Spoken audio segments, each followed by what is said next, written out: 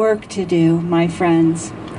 My job this morning is to say a few words about why we are gathered here at Livermore Lab on this historic 70th anniversary of the U.S. atomic bombings of Hiroshima and Nagasaki.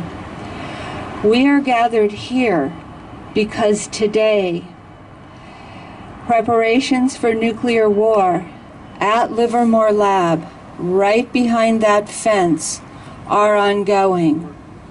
I'm going to offer you 3 examples. The fiscal year 2016 budget request, and some of you may have picked this up on the Tri-Valley Cares table, is out. 85% of the budget request for this facility is for nuclear weapons activities.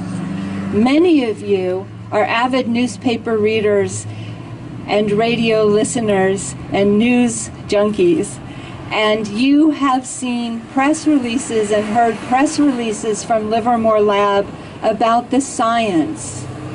Do you know how much of the budget request is for science? This is the government's budget request, 4%.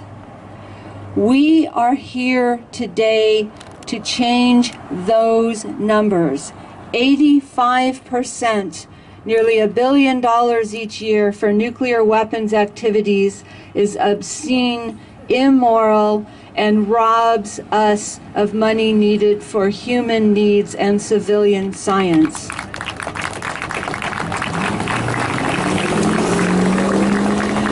My second example for you today is right now, as the weapons scientists are coming to work, as they will still try to come to work when we're at the West Gate, they are developing a modified warhead for a new long-range standoff weapon, or LRSO. What does that mean?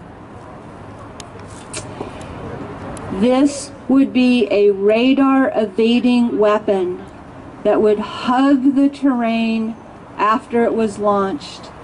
And the word standoff in it means the pilot would be able to stand off from the target 3,000 miles or more and launch it, radar evading, arrive unannounced on a population going through their daily rituals as we are every day here.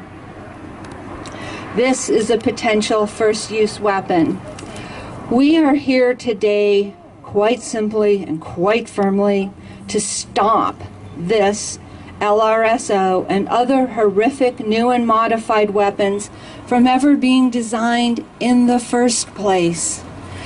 The new LRSO and its delivery vehicle are estimated to cost perhaps $20 billion.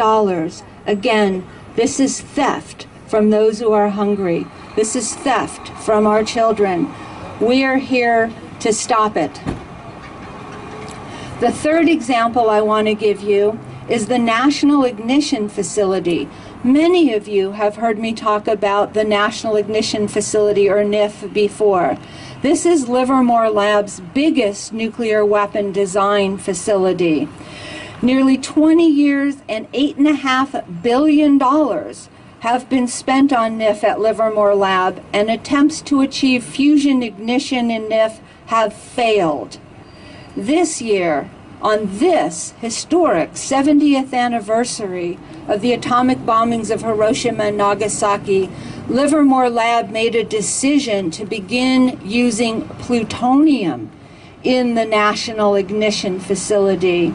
This is not only a local hazard to workers, to those of us like me who live here, and to the environment, but this is a horrible proliferation risk as well.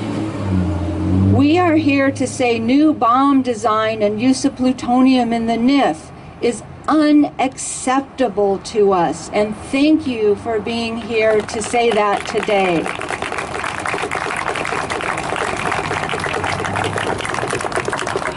I also want to remind us quickly that nuclear weapons have taken center stage on the borderlands of Europe, in South Asia, in the Pacific. There are a number of nuclear flashpoints.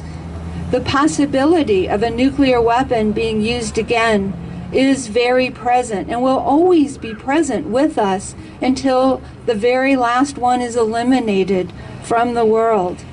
Whether the next nuclear exchange is initiated by accident, by miscalculation, or by madness, the radiation and the soot from the fires will know no boundaries. The U.S. is poised to spend $1 trillion over the next 30 years modernizing its nuclear bombs. I mentioned just one, the long-range standoff warhead. There are others. The human cost is immeasurable to our health, to our environment, to our ethics, to our democracy, to our prospects for global peace, and to our confidence in human survival. As we're here today, plans are being made for nuclear weapons for the next 70 years.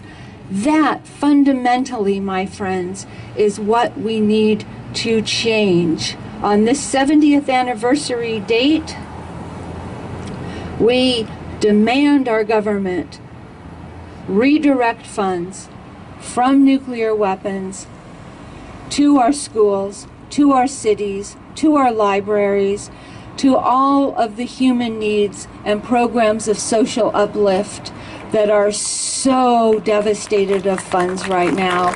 Your being here is so important, and from the bottom of my heart, I welcome and I thank you.